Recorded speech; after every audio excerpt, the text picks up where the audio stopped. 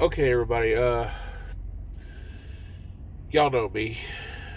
Y'all know I try not to get political on this page. Every once in a while, something might slip out, but generally speaking, I try to keep it about my life and try to help other truckers out with a few safety rules, a few tech tips, things like that, things to do to keep yourself safe and keep you productive.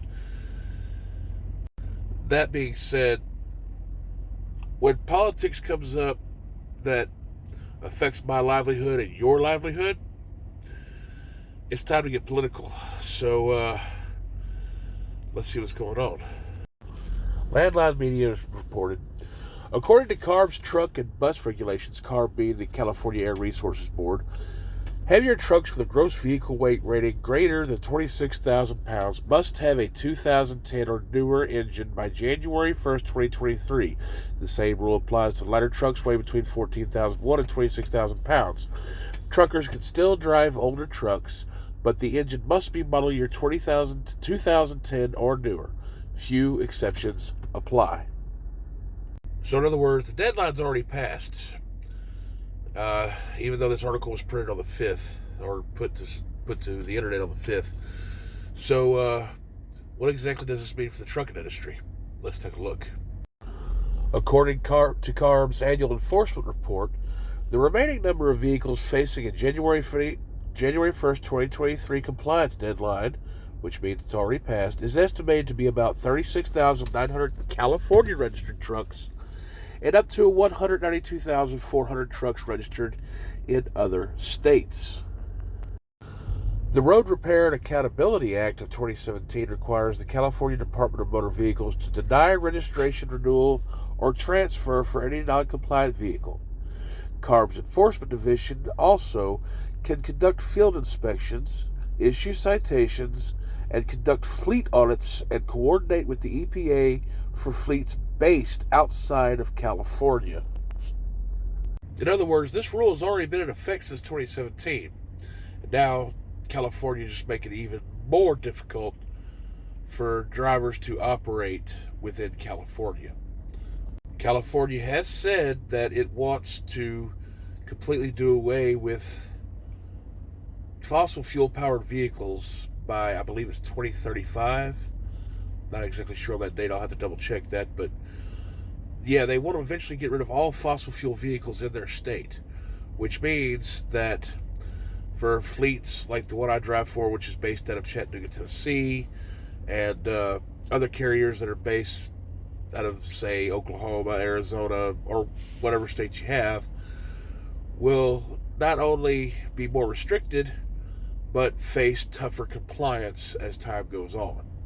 Basically, California is shooting themselves in the foot. I mean, times are already tough on everybody right now with huge inflation, the stagnated economy, or actually crumbling economy, should I say, higher fuel prices. That just means fuel prices in California especially are going to go up a lot. Goods going into California, goods that you can purchase in California, prices are going to increase. More and more drivers and companies are going to be less willing to do business in California. That's not to say that they're not going to, but they're less likely to, which just is going to drive prices through the roof. California is just so out of touch with reality. It's amazing. So take what you will out of this. I'm just reporting. Just my opinion, things are going to get very bad in California in the next few years. This law is going to disproportionately affect smaller companies. The bigger companies like, say, Swift, JB Hunt, Schneider, guys like that, they're going to be able to weather this storm because they have the capital, they have the revenue, they have the income. They can, they're the ones that can weather this storm.